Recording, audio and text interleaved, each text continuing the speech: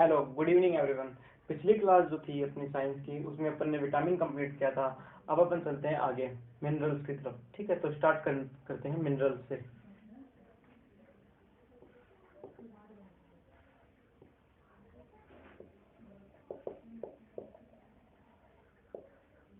जो मिनरल्स होते हैं उनका जो फंक्शन होता है वो क्या होता है हमारी बॉडी के अंदर, ये मेटाबॉलिक रेगुलेटर का कार्य करते हैं। किसका कार्य करते हैं? फंक्शन मेटाबॉलिक रेगुलेटर का। जो मिनरल्स होते हैं वो हमारी बॉडी में मेटाबॉलिक रेगुलेटर का कार्य करते हैं। ठीक है, जो मिनरल्स होते हैं ये दो प्रकार के होते हैं। कौन कौन से? एक तो माइक्रो और एक होता है मैक्रो मिनरल्स। जो मिनरल्स हैं इनको दो भागों में डिवाइड किया गया है। एक तो है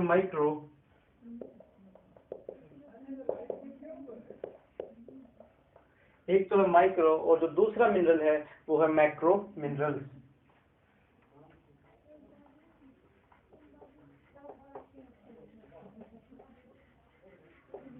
मिनरल्स को दो भागों में डिवाइड किया गया है, एक तो माइक्रो और दूसरा है मैक्रो मिनरल्स। जो माइक्रो मिनरल्स हैं ये हमें कम मात्रा में जरूरी होते हैं, कम मात्रा में इनकी आवश्यकता होती है हमारी बॉडी को। और जो मैक्रो मिनरल्स होते हैं इनकी हमारी बॉडी को अधिक मात्रा में जरूरत होती है। ठीक है,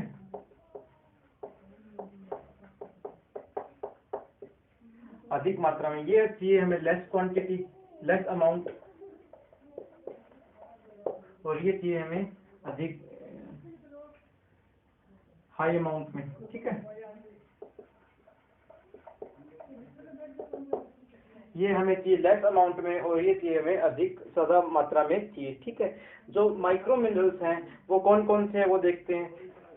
जो माइक्रो मिनरल्स हैं वो कौन कौन से हैं? वो है आयरन। कौन कौन से हैं? आयरन,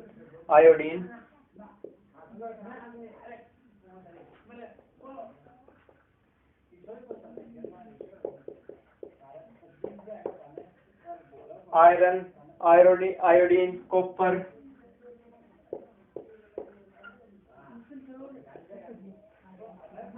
ठीक है। और जो एक और है वो है कोबाल्ट। आयरन, आयोडीन, कॉपर और कोबाल्ट। और जो हमारी बॉडी को अधिक मात्रा में चाहिए वो कौन कौन से हैं? वो है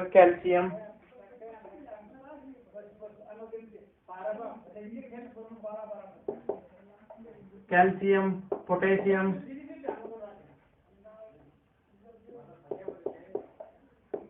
phosphorus, calcium, potassium, phosphorus, magnesium,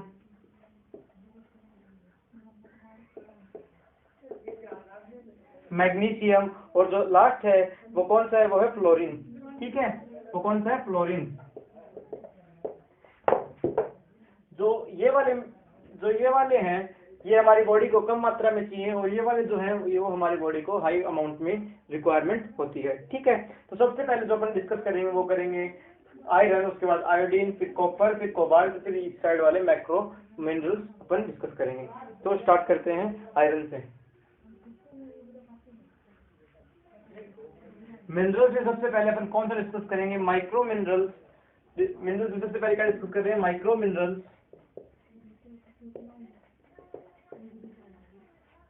micro minerals में अपन जो डिस्कस करने वाले वो कौन सा है? वो है आयरन। ठीक है, क्या डिस्कस करने वाले हैं? आयरन। जो आयरन है, ठीक है, जो आयरन है उसे क्या कहा जाता है? इसका एक पार्ट है आयरन का, उसे क्या कहा जाता है? उसे कहा जाता है हेमेटाइट। आयरन का एक पार्ट है जिसे किस नाम जाना जाता है? जाना जाता है हेमेटाइट।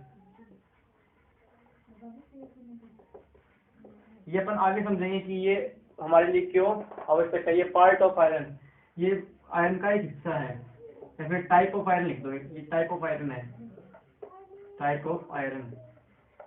ये आयरन का एक प्रकार है हेमेटाइट। ठीक है, अब जो आयरन है ये सबसे अधिक मात्रा में किसमें पाया जाता है वो देख लेते हैं। सोर्स, जो आयरन है वो सबसे अधिक मात्रा में इसमें पाया जाता है वो कौन सा है? वो है पालक। ठीक है, इसमें मैक्सिमम पाया जाता है। सबसे अधिक जिसमें आयरन की मात्रा पाई जाती है वो किसमें पाई जाती है? वो पाई जाती है पालक में, और उसके बाद किसमें पाई जाती है? वो ग्रीन वेजिटेबल,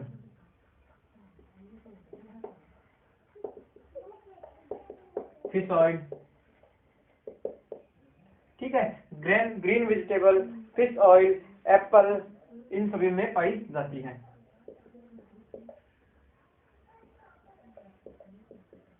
एप्पल, इन सभी में जो है वो आयरन की मात्रा पाई जाती है। ये तो हो गई आयरन, ये इसका टाइप है, ठीक है, आयरन का एक टाइप है, ये है वो सोर्स। अब बात कर लेते हैं फंक्शन ऑफ आयरन। हमारी बॉडी में फंक्शन क्या होता है इसका? बॉडी में आयरन का फंक्शन,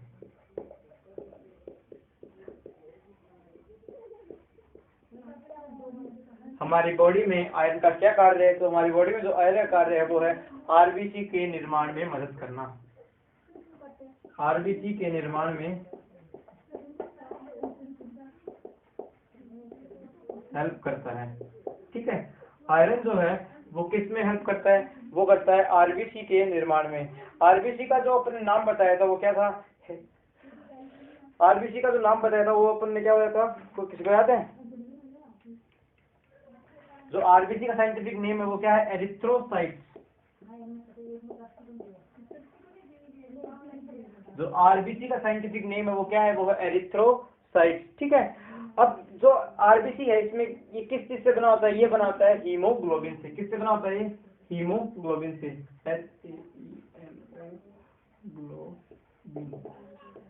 जो आरबीसी है वो किस चीज से बना होता है? वो बना होता है हीमोग्लोबिन से। हीमोग्लोबिन से किससे डिनोट करते हैं? एचबी से, ठीक है। हीमोग्लोबिन को किस चीज से डिनोट करते हैं? उसको डिनोट करते हैं एचबी से डिनोट करते हैं। तो जो ब्लड है वो किससे बना होता है? हीमोग्लोबिन से बना होता है। आरबीसी जो होती है वो हीमोग्लोबिन से बनी होती है, ठीक है। अब जान लेते हैं हीमोग्लोबिन किस प्रकार से हमारी बॉडी में बनता है, ठीक है। फॉर्मेशन ऑफ हीमोग्लोबिन, ये लोग कर देते हैं ऊपर से।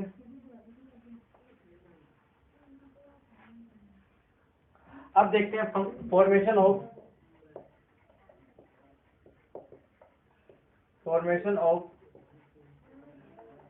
हीमोग्लोबिन। फॉर्मेशन ऑफ हीमोग्लोबिन की हमारी बॉडी में हीमोग्लोबिन किस प्रकार से बनता है? तो ये किस चीज से बनता है? ये बनता है हीमो प्लस ग्लोबिन,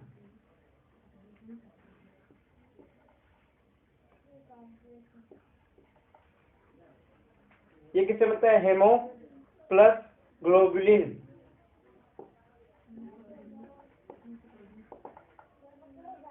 ये हेमो मैंने किस चीज का नाम बताया? देखो HAME, सॉरी HAEM, ठीक है। हेम ये आयरन का पार्ट है, ठीक है। ये किसका पार्ट है? आयरन का पार्ट है। और जो ये ग्लोबुलिन है ये एक प्रकार का प्रोटीन है। ये क्या है? ये प्रोटीन है। जो हेम है वो क्या है? वो ये जो हेम है ये क्या चीज है? ये है आयरन। ये क्या है? ये आयरन है और वो प्रोटीन है। आयरन और प्रोटीन मिलकर हेमोग्लोबिन का निर्माण करते हैं, ठीक है। किसका निर्माण करते हैं? ये करते हैं हीमोग्लोबिन का फॉर्मेशन करते हैं, हेमोग्लोबिन का फॉर्मेशन करते हैं, हेमोग्लोबिन की फॉर्मेशन करते हैं, ठीक है। आगे देखते हैं। अब यहाँ पे हीमोग्लोबिन की फॉर्मेशन हो गई। अब इनका तो हीमोग्लोबिन है, इसका फॉर्मेशन कहाँ पे नीचे बात कर देते हैं।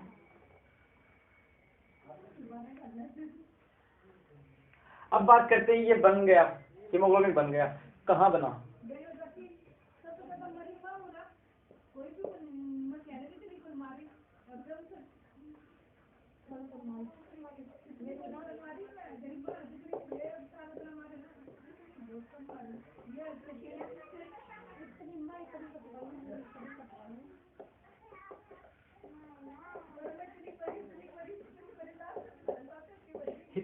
हमारी बॉडी में हीमोग्लोबिन की फॉर्मेशन कहाँ होती है? तो जानते हैं, ये भी सब कर देते हैं।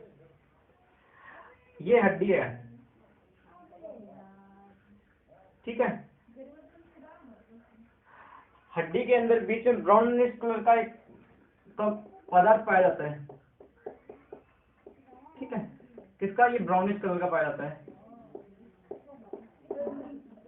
ब्राउनिश कलर का एक पदार्थ पाया जाता है, जैसे किस नाम से जाना जाता है, जाना जाता है ब्राउन बोन मैरो।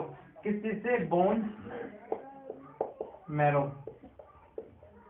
किस नाम से जाना जाता है इस ब्राउनिश को? इसे जाना जाता है बोन मैरो।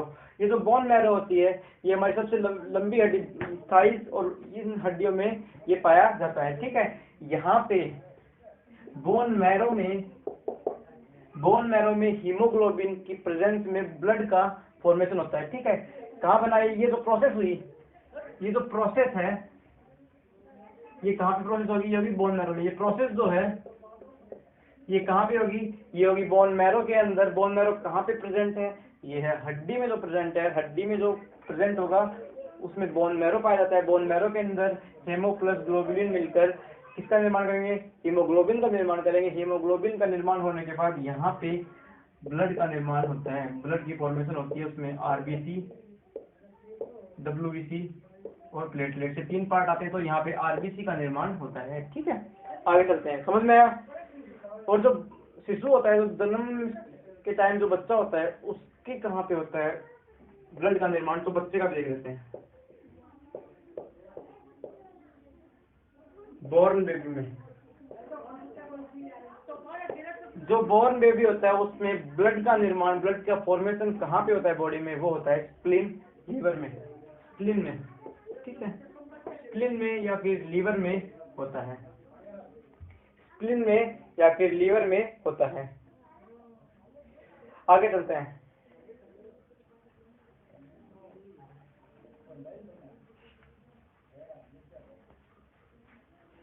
एक क्वेश्चन लिखा देता हूँ आपको, आप लोग कमेंट करके बताना। ये जो क्वेश्चन है वो सुन लीजिए। किस लिविंग ऑर्गेनिज्म में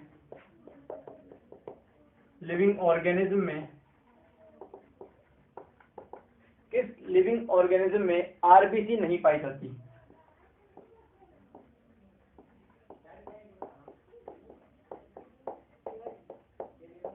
किस लिविंग ऑर्गेनिज्म में आरबीसी नहीं पाई जाती? ठीक है, कमेंट करके बताना मुझे। आगे चलते हैं। अब डिस्कस करते हैं आयरन की कमी से होने वाली डिजीज। ठीक है, अपन ने क्या देख लिया? आयरन देख लिया, उसका सोर्स देख लिया, आयरन का फंक्शन देख लिया। फंक्शन के अपन ने आरबीसी को देखा। आरबीसी किससे बनता है? हीमोग्लोबिन से बनता है। हीमोग्लोबिन की फॉर्मेशन कहाँ पे होती है वो देखा। अब देखते हैं आयरन की कमी से होने वाली डिजीज। ठीक है, आयरन की कमी से होने वाली डिजीज। आयरन की कमी से जो डिजीज होगी वो कौन सी है? वो है एनीमिया।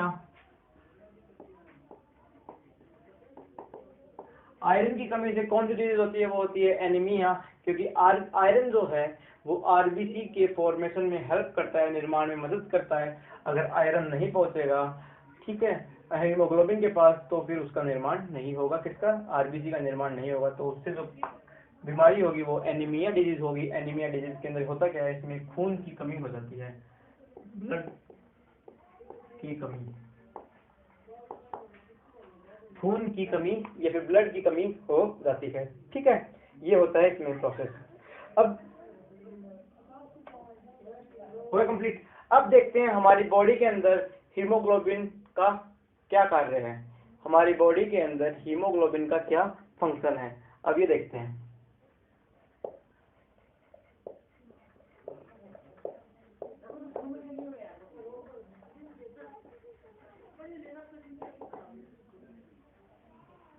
Function of haemoglobin.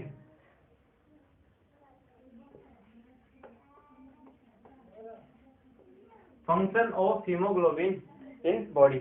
आप सभी लोगों को पता है जो हीमोग्लोबिन है वो खून बनाने के लिए काम में जाता है। ठीक है, हीमोग्लोबिन जो है वो हमारे बॉडी में रक्त बनाने के लिए काम में आता है। और क्या क्या काम आता है? ये जो इसका मेन फंक्शन होता है वो ट्रांसपोर्टेशन ऑफ ऑक्सीजन का होता है।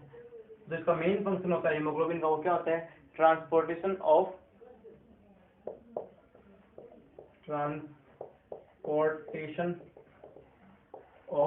ऑक्सीजन। ठीक है, ट्रांसपोर्टेशन ऑफ ऑक्सीजन। अगर ये अब जरा स्टार्ट करते हैं धीरे से, थोड़ा थोड़ा बेसिक चलते हैं। सबसे पहले चलते हैं लंग्स में।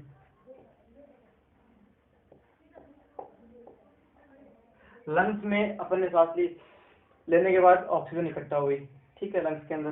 लंग्स पे वहाँ पे उसको जो एक्स्ट्रा गैसेस थे उसको किसके द्वारा, एलोइस के द्वारा, किसके द्वारा, एलोइस के द्वारा अलग कर दिया गया। किसके द्वारा अलग किया गया, एलोइस के द्वारा अलग कर दिया गया, ठीक है।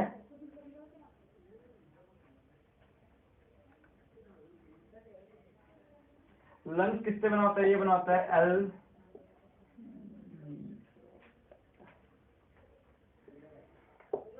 एल्वियोली से। लंग्स जो है वो एल्वियोली से बना होता है, लगभग कितने, लगभग 15 करोड़ एल्वियोली कितने एल्वियोली से बना होता है हमारा लंग्स, ये बना होता है approximate 15 crore alveoli. 15 crore alveoli मिलकर लंग्स का फॉर्मेशन करते हैं, लंग्स का निर्माण करते हैं, ठीक है। अब ये लंग्स में हमने सांस लिया, एल्वियोली ने उसे प्योरीफाई कर दिया, ठीक है, प्योरीफाई का काम कंप्लीट। प्योरीफाई होने के बाद ये जो हीमोग्लोबिन है ऑक्सीजन के साथ अटैच हो जाएगा, ठीक है। यहाँ पे अब ये अटैच हो चुका है। जो हीमोग्लोबिन है उसका मैंने आपको क्या बताया था, हीमोग्लोबिन किस चीज से जाना जाता है, एचबी, किस जाना जाता है, एचबी नाम से जाना जाता है, एचबी से डिनोट करते हैं, ठीक है। अब हीमोग्लोबिन जब ऑक्सीजन के साथ मिलेगा तो क्या करेगा, plus O2, haemoglobin plus O2। अब ये लंग्स से फिर हीमोग्लोबिन ऑक्सीजन अटैच हो चुका है, लंग्स में हीमोग्लोबिन के साथ अटैच हो चुका है कौन, ऑक्सीजन। हीमोग्लोबिन प्लस ऑक्सीजन अब अटैच हो चुके हैं। तो जो अटैच हुआ है इसे किस नाम से जाना जाता है, इसे जाना जाता है ऑक्सी हीमोग्लोबिन। इन्होंने कंपाउंड बनाया गया इनके द्वारा, Hb+O2 मिलकर एक कंपाउंड का निर्माण किया गया, कंपाउंड बनाया इन्होंने। उस कंपाउंड को क्या कहते हैं, उसे कहा जाता है ऑक्सी हीमोग्लोबिन।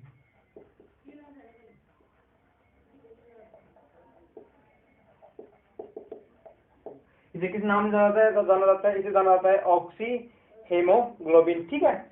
अब यहाँ पे ऑक्सी हीमोग्लोबिन का निर्माण हो चुका है। अब ये चले गए आगे, आगे कहाँ पे जाएंगे, ये जाएंगे लंग्स के पास। किसके पास जाएंगे, अभी ये जाएंगे अब लंग्स के पास, ठीक है। लंग्स के नहीं, सॉरी, ऑर्गन के पास, लंग्स के पास होता है ये, ऑर्गन्स के पास पहुंचे, ठीक है। अब ऑर्गन से फिर कहाँ जाएंगे, ऑर्गन से जाएंगे टिश्यू में, ऑर्गन से कहाँ जाएंगे, टिश्यू में, और टिश्यू से कहाँ जाएंगे, सेल्स में, ठीक है। ऑर्गन से कहाँ जाएंगे, टिश्यू में, टिश्यू से कहाँ जाएंगे, सेल्स में। सेल्स में जब ये पहुंच जाएंगे, जब सेल्स में पहुंच जाएंगे तो इस समय यहाँ पे क्या होगा, यहाँ पे होगा रेस्पिरेशन, सेलुलर रेस्पिरेशन प्रोसेस होगी। यहाँ पे क्या होगी, सेलुलर रेस्पिरेशन। यहाँ पे कौन सी प्रोसेस होगी, यहाँ पे जो प्रोसेस होगी उसे कहा जाता है सेलुलर रेस्पिरेशन प्रोसेस, ठीक है। इसे क्या कहा जाता है, इसे कहा जाता है, यहाँ पे जो प्रोसेस होगी सेलुलर रेस्पिरेशन प्रोसेस। यहाँ पे जो प्रोसेस होगी उसे किस नाम से जाता है, जाना जाता है सेलुलर रेस्पिरेशन प्रोसेस, ठीक है। अब सेलुलर रेस्पिरेशन प्रोसेस को समझते हैं।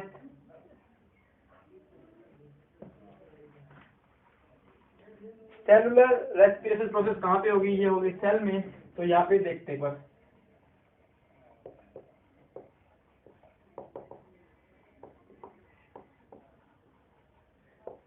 जो सेलुलर रेस्पिरेशन प्रोसेस है इसमें होता क्या है, इसमें जो ग्लूकोज होगा वो ऑक्सीजन के साथ अटैच हो जाता है, ठीक है। जो ग्लूकोज है, ग्लूकोज का फॉर्मूला क्या है, C6H12O6। ये किसका फॉर्मूला है, ये ग्लूकोज का फॉर्मूला है। ग्लूकोज किसके साथ अटैच हो जाता है, ये अटैच हो जाता है ऑक्सीजन के साथ, किसके साथ, +6O2। ऑक्सीजन के साथ अटैच होने के बाद इनमें जो ये वाली प्रोसेस चल रही है, ठीक है। अब जो रिजल्ट निकलेगा उसमें होगा क्या, इसमें जो रिजल्ट निकलेगा वो निकलेगा 6CO2। इसमें जो रिजल्ट निकलेगा वो क्या निकलेगा, यहाँ लिख देता हूँ मैं, 6CO2, ठीक है। ये किसका निर्माण हुआ, कार्बन डाइऑक्साइड। ये क्या है, carbon dioxide plus 6H2O। H2 क्या है, हाइड्रोजन प्लस ऑक्सीजन, क्या बनेंगे, 2 हाइड्रोजन मॉलिक्यूल्स और एक ऑक्सीजन, क्या बनाएंगे, ये बनाएंगे वाटर, ठीक है। O2 प्लस ATP, ये अपना क्या है, रिजल्ट है। प्रोडक्ट है, ठीक है, ये बना। अब ये क्या है, ये है कार्बन डाइऑक्साइड, ये क्या है, वाटर, ठीक है, और ये क्या है, एटीपी, एडेनोसिन ट्राइफॉस्फेट, ये एनर्जी है, ठीक है, ये क्या है, एनर्जी, ये क्या है, ये है एनर्जी। अब जो एडेनोसिन ट्राइफॉस्फेट है, इसे किस नाम से जाना जाता है, इसे जाना जाता है पावर हाउस, इसे किस नाम से जाना जाता है, पावर करेंसी, एटीपी, यहाँ लिख देता हूँ मैं, एटीपी। एटीपी की जो फुल फॉर्म वो क्या है, वो है एडेनोसिन ट्राइफॉस्फेट, एडेनोसिन ट्राइफॉस्फेट। इसे किस नाम से जाना जाता है, इसे जाना जाता है पावर करेंसी के नाम से भी जाना जाता है, इसे किस नाम से जाना जाता है, इसे पावर करेंसी के नाम से भी जाना जाता है, ठीक है। अब जो एटीपी है, इसका निर्माण, इसका जो फॉर्मेशन है वो कहाँ पे होता है, एडेनोसिन ट्राइफॉस्फेट का सेल में भी कहाँ पे होता है, इसका जो सेल में भी होता है वो कहाँ पे होता है, वो होता है माइटोकॉन्ड्रिया में। अब सेल के अंदर भी एटीपी का निर्माण कहाँ पे होता है, एटीपी का निर्माण होता है, फॉर्मेशन, निर्माण जो होता है वो कहाँ पे होता है, वो होता है, कहाँ पे होता है, वो होता है माइटोकॉन्ड्रिया में, माइटोकॉन्ड्रिया में, माइटोकॉन्ड्रिया में एटीपी का निर्माण होता है। जो माइटोकॉन्ड्रिया ये कहाँ पे प्रेजेंट होता है, ये होता है सेल के अंदर, ये कहाँ पे प्रेजेंट होता है, सेल में प्रेजेंट होता है। अब देखो वहां पे अपन ने क्या बनाना, रेस्पिरेशन प्रोसेस हुई, कार्बन डाइऑक्साइड बन चुकी है, यहाँ तक अपनी क्या बन गई, ये क्या है, कार्बन डाइऑक्साइड, ठीक है, ये क्या बनी, ये बनी कार्बन डाइऑक्साइड। अब चलते हैं, अब यहाँ से सेल से किस प्रकार से अब ये लंग्स में वापस जाएगी, अब ये प्रोसेस अपन देखते हैं आगे, ठीक है। हीमोग्लोबिन ही इसे लेकर जाएगा या फिर नहीं लेकर जाएगा, वो अपन अभी देखते हैं। तो ये अब मैं रख देता हूँ, फिर अब दोबारा सेल से देखेंगे, ठीक है।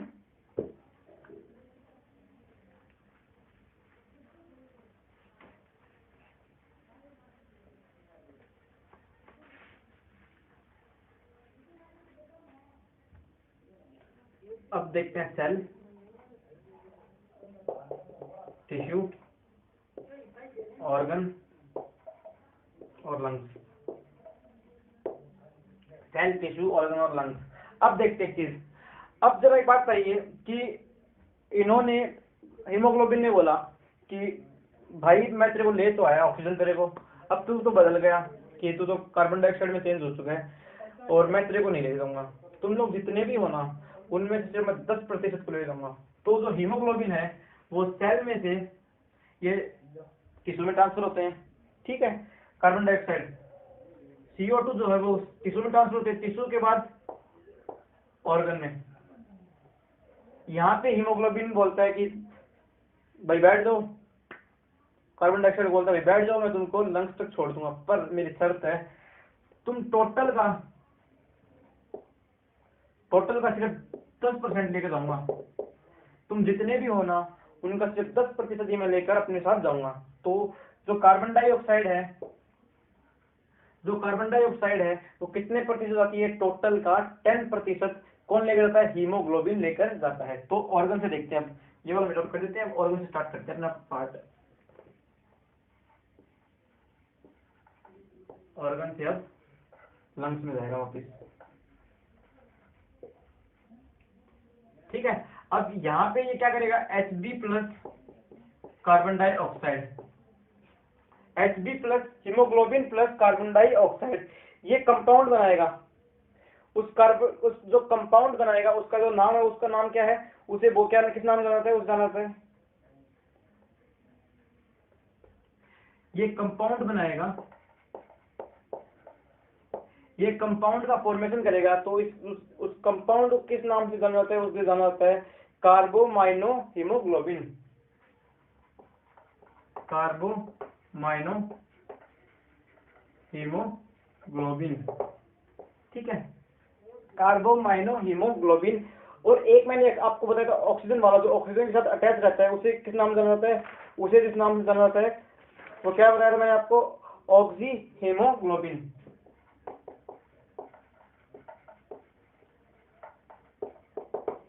ऑक्सी हीमोग्लोबिन, ये दोनों क्या है, ये दोनों अनस्टेबल हैं, ये दोनों क्या है, अनस्टेबल है। बस बात समझ लें आप लोग, आगे काम आएगा, मैं आपको बताऊंगा तो आगे। जो ये दोनों अनस्टेबल क्यों है, क्योंकि ये क्यों अनस्टेबल है, क्योंकि ये ऑक्सीजन और हीमोग्लोबिन दोनों इजीली अलग हो जाते हैं, कार्बन डाइऑक्साइड और हीमोग्लोबिन इजीली अलग हो जाते हैं। अब बात करते हैं कि ये 10% को ही क्यों लेकर जाएगा, ठीक है। 10% को ही क्यों लेकर जाता है, बल्कि ऑक्सीजन को तो पूरा लेकर आता है 100%, पर ऑक्सीजन को 10%, जो कार्बन डाइऑक्साइड है उसे 10% ही क्यों लेकर आता है, तो उसका रीजन जो है वो देख लीजिए।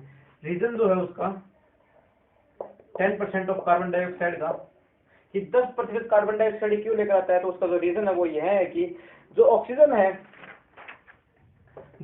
है उसका एक मॉलिक्यूल का मास कितना है, 16।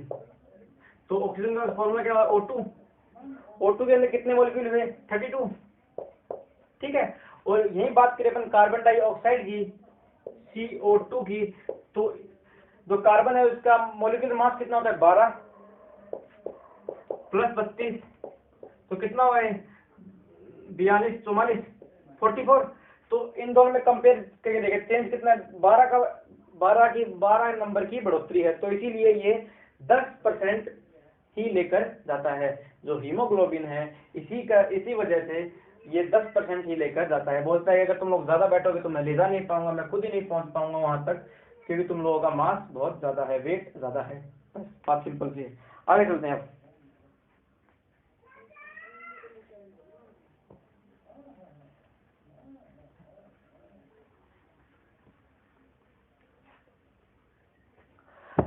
अब बात करते हैं जो rest of 90% of carbon dioxide बच गई, रेस्ट 90% कार्बन डाइऑक्साइड,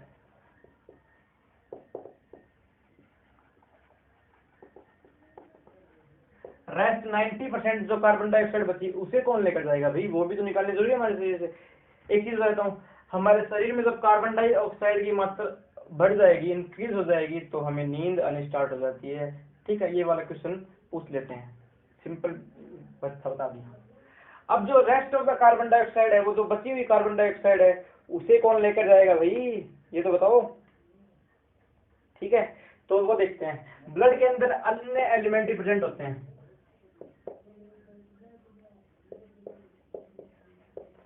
ब्लड में अन्य एलिमेंट भी प्रेजेंट होते हैं। कौन कौन से होते हैं वो देख लेते हैं। सोडियम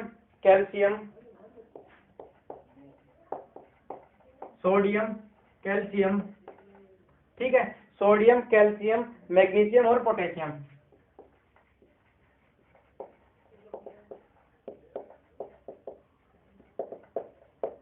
इनके साथ अन्य ब्लड के अंदर अन्य एलिमेंट भी प्रेजेंट होते हैं, जो कौन कौन से हैं, सोडियम, कैल्शियम, मैग्नीशियम और पोटेशियम। अब जो कार्बन डाइऑक्साइड है वो बोलेंगे भाई हमें तो बाहर छोड़ दे, क्या पैसे ले ले पर हमें बाहर छोड़ दे। तो क्या करते हैं, सोडियम के साथ कार्बन डाइऑक्साइड अटैच होते हैं। किसके साथ, सोडियम के साथ कार्बन डाइऑक्साइड अटैच होती है, ठीक है। तो ये दो कंपाउंड बनाते हैं, CO2, sodium plus carbon dioxide मिलकर दो कंपाउंड बनाते हैं। कौन कौन से कंपाउंड जो है वो देख लेते हैं। एक पहला जो कंपाउंड है वो कौन सा है, NaHCO3, NaHCO3, ठीक है, NaHCO3। अब NaHCO3 किसका फॉर्मूला है, ये है सोडियम बाइकार्बोनेट का। किसका फॉर्मूला है, ये है सोडियम बाइकार्बोनेट। जो NaCO3 है ये किसका फॉर्मूला है, ये फॉर्मूला किस चीज का है, ये सोडियम बाइकार्बोनेट का फॉर्मूला है, ठीक है। अब जो सेकंड कंपाउंड है, जो ये तो हो गया पहला कंपाउंड बन गया। अब जो दूसरा कंपाउंड है वो कौन सा है, वो है Na2CO3। दूसरा कंपाउंड का निर्माण हुआ वो Na2CO3। जो Na2CO3 है वो क्या है, वो है सोडियम कार्बोनेट। वो कौन सा है, ये जो बना ये क्या कहलाता है, सोडियम कार्बोनेट। इसे किस नाम से जाना जाता है, इसे जाना जाता है सोडियम कार्बोनेट से जाना जाता है। और जो सोडियम बाइकार्बोनेट है इसे बेकिंग सोडा के नाम से भी जाना जाता है। किस नाम से, बेकिंग सोडा, ठीक है। किस नाम जाना जाता है, इसे जाना जाता है बेकिंग सोडा के नाम से भी जाना जाता है। और जो सोडियम कार्बोनेट है इसे वॉशिंग सोडा के नाम से भी जाना जाता है। किस नाम से? Washing soda. ठीक है। अब सोडियम के साथ कार्बन डाइऑक्साइड मिली तो इन दो कंपाउंड बनाया। जो पहला कंपाउंड है वो कौन सा है? वो है NaHCO3, जिसे सोडियम बाइकार्बोनेट के नाम से जाना जाता है या फिर बेकिंग सोडा के नाम से भी जाना जाता है। जो दूसरा कंपाउंड इन्होंने बनाया वो कौन सा था? वो था Na2CO3, जिसको किस नाम से जाना जाता है? सोडियम कार्बोनेट के नाम से जाना जाता है और उसे वॉशिंग सोडा के नाम से भी जाना जाता है। ठीक है। अब आगे चलते हैं कैल्शियम के पास। अब भाई कैल्शियम, थोड़ा बहुत कैल्शियम भी बोला भी, चलो मैं भी ले चलता हूँ तो मैं चलता समय। तो क्या हुआ? प्लस CO2, कैल्शियम के साथ फिर CO2 अटैच हो गया भाई ले जाएगा हमारा भाई है। तो ये यहाँ पे जो कंपाउंड का निर्माण होगा वो क्या होगा? वो होगा CaCO3। यहाँ पे जिस कंपाउंड का निर्माण होगा वो किस चीज का होगा? CaCO3। CaCO3 को किस नाम से जाना जाता है? तो इसे जाना जाता है कैल्शियम कार्बोनेट के नाम से। किस नाम से? Calcium carbonate. जो कैल्शियम कार्बोनेट है वो किस चीज पे पाया जाता है? जो अंडा होता है उसके आउटर कवर जो होती है व्हाइट कलर की, वो किस चीज से बनी होती है? वो बनी होती है कैल्शियम कार्बोनेट से। तो एग कवर, अंडे का जो बाहरी लेयर होती है वो किस चीज से बनी होती है? वो बनी होती है कैल्शियम कार्बोनेट से बनी होती है। ठीक है। अब भैया बात करते हैं मैग्नीशियम की।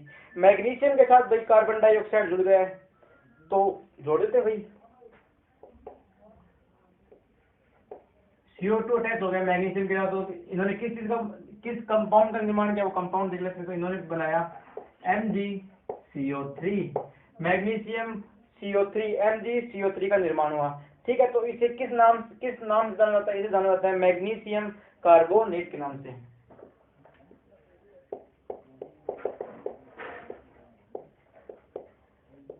इसे किस नाम से जाना जाता है? इसे जाना जाता है मैग्नीशियम कार्बोनेट के नाम से भी जाना जाता है।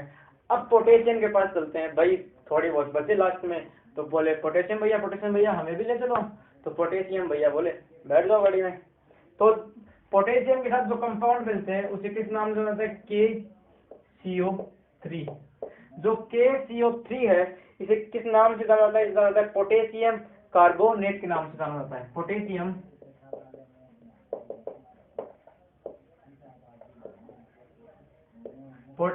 कार्बोनेट के नाम से जाना जाता है। अब ये सभी लोग मिलकर कहाँ पहुंचेंगे? ये सभी लोग मिलकर कहाँ पे प्रेजेंट थे बताइए जरा? ये ऑर्गन में थे। ऑर्गन में से सभी लोग मिलकर कार्बन डाइऑक्साइड को ले जाकर कहाँ डाल देंगे? ये डाल देंगे लंग्स के पास। लंग्स में एलोवीज होते हैं, ALOVIES एलोवीज होते हैं। वो इसको अलग करके बोलेंगे तुम लोग वापस जाओ अपने अड्डे पे। फिर ये potassium, magnesium, calcium, sodium, carbon dioxide को लंग्स में छोड़कर वापस अपनी पोजीशन पे आ जाते हैं। ठीक है। यहाँ पे ये 90% भी पहुंच चुका है। ठीक है। अब आगे चलते हैं।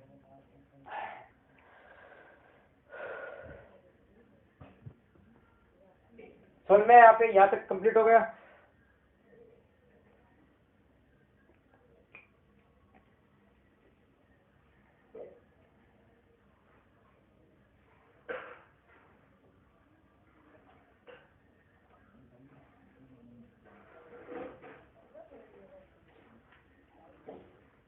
अगर आप लोगों से पूछ ले कि सबसे ज्यादा, ठीक है, सबसे ज्यादा कार्बन डाइऑक्साइड को हमारी बॉडी से कौन निकालता है?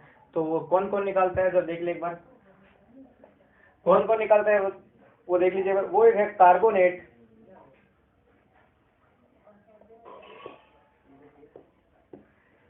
कार्बोनेट, और कौन निकालता है? और बाइकार्बोनेट।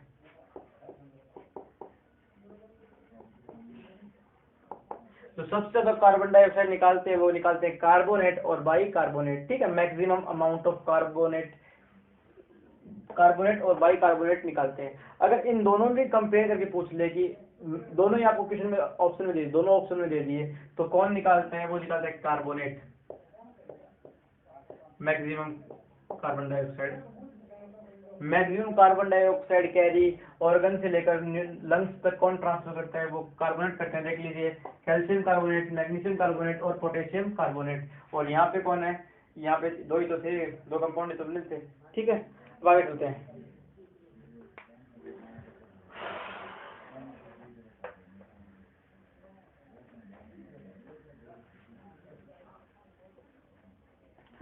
अब बात करते हैं कि हीमोग्लोबिन, अब ये सिंपल सी रेस्पिरेशन वाला थोड़ा सा टॉपिक था, ये हीमोग्लोबिन का थोड़ा टॉपिक था। अब बात करते हैं एक्स्ट्रा गैसेज की, अन्य गैसेज के बारे में बात कर लेते हैं, क्योंकि जो क्वेश्चन पूछते हैं वो यहीं से स्टार्ट होते हैं। तो स्टार्ट करते हैं। सबसे पहले अगर मान लीजिए कि कार्बन डाइऑक्साइड है, CO2 है, कार्बन डाइऑक्साइड है, और कौन सी गैस है, कार्बन मोनोऑक्साइड है, CO, कार्बन मोनोऑक्साइड है, और ऑक्सीजन है। ये रख कर देते हैं, इसकी जरूरत नहीं है, ठीक है। अब ये कार्बन मोनोऑक्साइड और ऑक्सीजन कहाँ पे है, लंग्स में आ गए। ये कहाँ पे है, लंग्स में। कार्बन मोनोऑक्साइड और ऑक्सीजन अपने सांस लिया, अपन किसी फैक्ट्री में, मशीन, किसी कोल की फैक्ट्री में, या फिर किसी भी केमिकल फैक्ट्री में वर्क कर रहे हैं, वहां पे मैंने सांस लिया, मेरे शरीर के अंदर कार्बन मोनोऑक्साइड चली गई और ऑक्सीजन भी आ गई भाई, ठीक है। बात यहीं पे रुक गई। अब ये गई लंग्स के पास, लंग्स में चली गई है, वहां पे प्योरीफाई कर दी। प्योरीफाई करने के बाद कार्बन मोनोऑक्साइड और लंग और ऑक्सीजन किसके साथ मिलेंगे, हीमोग्लोबिन के साथ। पर एक चीज बता देता हूँ, कार्बन मोनोऑक्साइड को हीमोग्लोबिन बहुत पसंद है और हीमोग्लोबिन को कार्बन मोनोऑक्साइड बहुत पसंद है। तो सबसे पहली प्रायोरिटी किसकी रहेगी, कार्बन मोनोऑक्साइड की सबसे पहली प्रायोरिटी रहेगी। तो जो हीमोग्लोबिन है वो सबसे पहले किसे लेकर जाएगा, कार्बन मोनोऑक्साइड को लेकर जाएगा। तो यहाँ पे Hb+CO, कार्बन मोनोऑक्साइड, ठीक है। अब Hb+CO मिल गए, इन्होंने किस चीज का निर्माण किया वो बाद में देखेंगे, पहले ये देख लेते हैं कि भाई ये कैसे लेके जाएंगे। एक चीज बताता हूँ, हमारी बॉडी में 14 mg/ml होता है, ठीक है, हीमोग्लोबिन 14 mg/। अब इन्होंने मान लिया कि 1 mg लेकर जाएगा एक कार्बोनेट को, कैल्शियम, एक ये वाला कार्बन ऑक्साइड को, कार्बन मोनोऑक्साइड को, 1 Hb इक्वल्स टू, 1 Hb लेकर जाएगा 1 CO को, 1 Hg लेकर जाएगा 1 CO को। याद रखना, 1 हीमोग्लोबिन, हीमोग्लोबिन क्या है, 1 Hb लेकर जाएगा 1 कार्बन मोनोऑक्साइड को। तो 10 mg, 10 हीमोग्लोबिन कितने लेकर जाएंगे, वो लेकर जाएंगे 10 CO को। अपन अमाउंट लिख लेते हैं एक बार, 10 CO है अपने पास और 10 कितनी है, ऑक्सीजन है, O2 है, ठीक है, ये लिख लिया अपन ने। अब 10 तो कंप्लीट हो गई, 10 CO भी चली गई, ये पूरी कंप्लीट हो गई, ठीक है, 10 CO कंप्लीट हो गई, कार्बन मोनोऑक्साइड पूरी चली गई। अब 4 हीमोग्लोबिन बची, 4 Hb बचा और 4 बचा क्या, 4 हीमोग्लोबिन हो गया और 4 ऑक्सीजन ले गया भाई, O2 ले गया। अब पीछे रह गई 6, हमारे शरीर के अंदर 6 रह गई, पीछे 6 रह गई। अब यहाँ पे 6 मॉलिक्यूल्स रह गए, कितने मॉलिक्यूल रह गए, यहाँ पे 4 जो 4 हीमोग्लोबिन थे वो ले गए किसको, 4 ऑक्सीजन को ले गए। तो यहाँ पीछे कितने बच गए, रेस्ट जो बच गए वो कितने बच गए, वो 4 ऑक्सीजन बच गए, ठीक है। अब एक बात आता हूँ, जब ऑक्सीजन की हमारे शरीर में, अब 6 बच गए, सॉरी 4 को तो ले गए, 6 बच गए। अब ऐसे 6 करते करते बहुत सारे ऑक्सीजन की हमारे शरीर में कमी हो जाएगी। कमी होने के बाद हमें किस चीज़ की दिक्कत होने लग जाएगी, जब ऑक्सीजन की कमी होगी, ठीक है, तो हमारा जो ग्लूकोज है उसका ब्रेकडाउन नहीं होगा, क्योंकि ऑक्सीजन जो है वो मुख्य रोल प्ले करता है ग्लूकोज के ब्रेकडाउन में। जो मैंने आपको पीछे बताया, ग्लूकोज अगर ऑक्सीजन के साथ मिक्स होता है तो वो टूट जाता है ग्लूकोज, और वो किस चीज़ में कन्वर्ट हो जाता है, एनर्जी के फॉर्म में कन्वर्ट हो जाता है, एटीपी के फॉर्म में कन्वर्ट हो जाता है, ठीक है, carbon dioxide plus water plus ATP, adenosine triphosphate, ठीक है। वो एटीपी में टूटने के बाद हमारी बॉडी को एनर्जी प्रोवाइड करता है। अगर ऑक्सीजन कम मात्रा में जाएगा तो ग्लूकोज की मात्रा हमारे शरीर में बढ़ती जाएगी और एनर्जी की फॉर्मेशन नहीं होगी, एनर्जी नहीं बनेगी। अगर एनर्जी नहीं बनेगी तो हमारी बॉडी वीक हो जाएगी, अगर वीक हो जाएगी तो हम बीमार हो जाएंगे, ठीक है। ये तो गई की बात, ऑक्सीजन की कमी हो जाएगी। अब चलते हैं आगे। तो ये जो हीमोग्लोबिन और कार्बन मोनोऑक्साइड मिलकर एक कंपाउंड का निर्माण करते हैं, उस कंपाउंड को क्या कहा जाता है, कार्बोऑक्सी हीमोग्लोबिन। ये हीमोग्लोबिन और हीमोग्लोबिन प्लस कार्बन मोनोऑक्साइड मिलकर एक कंपाउंड का निर्माण करते हैं, उसे क्या कहा जाता है, उसे कहा जाता है कार्बन, कितना ज्यादा कार्बोऑक्सी सॉरी कार्बो ऑक्सी हीमोग्लोबिन। ठीक है, कार्बन मोनो ऑक्सी हीमोग्लोबिन के नाम से जाना जाता है। ठीक है, जो कार्बन मोनो ऑक्सी हीमोग्लोबिन है ये क्या हेल्प करता है, ये करता है WBC के निर्माण में, WBC के फॉर्मेशन में हेल्प करता है।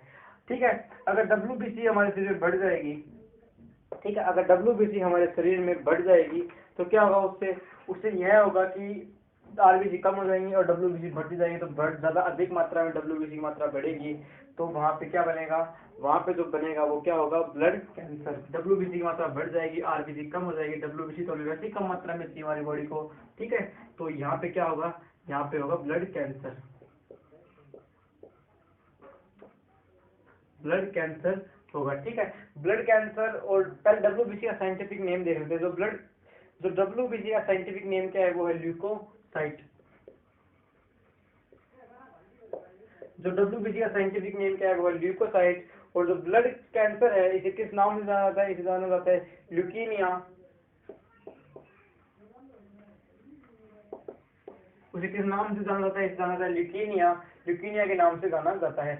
अब जो कार्बो ऑक्सी हीमोग्लोबिन है, कार्बो ऑक्सी हीमोग्लोबिन है, ये दोनों बहुत अच्छे दोस्त हैं, ये दोनों अलग नहीं होते हैं, ये बहुत मुश्किल से अलग होते हैं। ठीक है, ये कौन से कंपाउंड है, ये स्टेबल कंपाउंड है।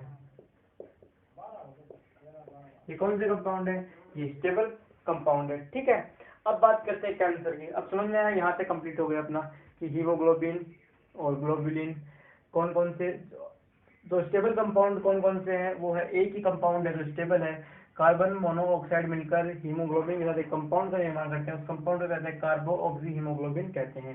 ठीक है, किस किस के ये हीमोग्लोबिन, ये कार्बो ऑक्सी हीमोग्लोबिन किस चीज से बनता है, ये बनता है कार्बन मोनोऑक्साइड प्लस हीमोग्लोबिन बनकर इसे बनाते हैं।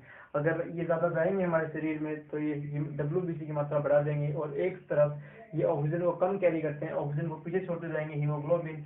अगर हीमोग्लोबिन का ऑक्सीजन को पीछे छोड़ेंगे तो हमारी बॉडी के अंदर किस चीज की कमी होगी, हमारी बॉडी के अंदर वीकनेस, थकान वगैरह होने स्टार्ट हो जाएगी, और ग्लूकोज नहीं ब्रेक डाउन होगा, जिसकी वजह से ATP नहीं बनेगी। ATP क्या होती है, हमारी बॉडी को जो एनर्जी प्रोवाइड करता है उसे ATP कहते हैं, एडेनोसिन ट्राइफॉस्फेट, जिसे पावर करेंसी के नाम से भी जाना जाता है। ठीक है, ये अपनी बात यहीं पे हो गई है पूरी। अब जान लेते हैं छोटे मोटे क्वेश्चन जो पूछ सकते हैं हम बेसिक के, वो देख लेते हैं।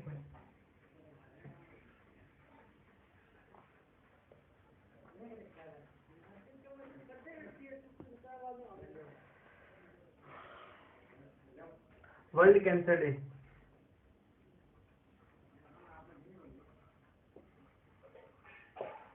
वर्ल्ड कैंसर डे कब मनाया जाता है, ये मनाया जाता है 4 फरवरी को। ठीक है, स्टडी ऑफ कैंसर क्या कहलाती है, स्टडी ऑफ कैंसर को किस नाम से, स्टडी ऑफ कैंसर को क्या कहते हैं अपन, वो कहते हैं ऑन्कोलॉजी, स्टडी ऑफ कैंसर। ठीक है, स्टडी ऑफ कैंसर क्या कहा जाता है, ऑन्कोलॉजी। ठीक है, अब जो कैंसर का ट्रीटमेंट है, ट्रीटमेंट ऑफ कैंसर है, उसके लिए कौन सी गैस का यूज किया जाता है, वो किया जाता है रेडोन गैस का। कैंसर के ट्रीटमेंट के लिए किस गैस का यूज किया जाता है, वो किया जाता है रेडोन गैस का। ठीक है, अब जो रेडोन गैस है वो कहाँ मिलती है, तो रेडोन गैस है वो हमारे एटमॉस्फेयर में नहीं पाई जाती है, एटमॉस्फेयर में नहीं पाई जाती है। तो ये जो ये एटमॉस्फेयर रेडोन गैस है, ये कहाँ मिलती है हमें, ये मिलती है अर्थक्वेक के दौरान, ये रिलीज होती है ड्यूरिंग अर्थक्वेक, अर्थक्वेक के दौरान ये हमें मिलती है। ठीक है, रेडोन गैस अर्थक्वेक के दौरान हमें मिलती है। अब देखते हैं कि जो अर्थक्वेक है, जो सेंटर पॉइंट है, किस नाम से जाना जाता है, जो सेंटर पॉइंट है अर्थक्वेक का, उसे एपिक सेंटर के नाम से जाना जाता है, एपी सेंटर। ठीक है, उसे किस नाम जाना जाता है, उसे एपी सेंटर के नाम से जाना जाता है। ठीक है, एपिक सेंटर। ठीक है, अब जो अर्थक्वेक है उसकी फ्रीक्वेंसी नापने के लिए कौन सा इक्विपमेंट यूज किया जाता है, तो उस इक्विपमेंट का नाम जो है वो है सिस्मोग्राफ।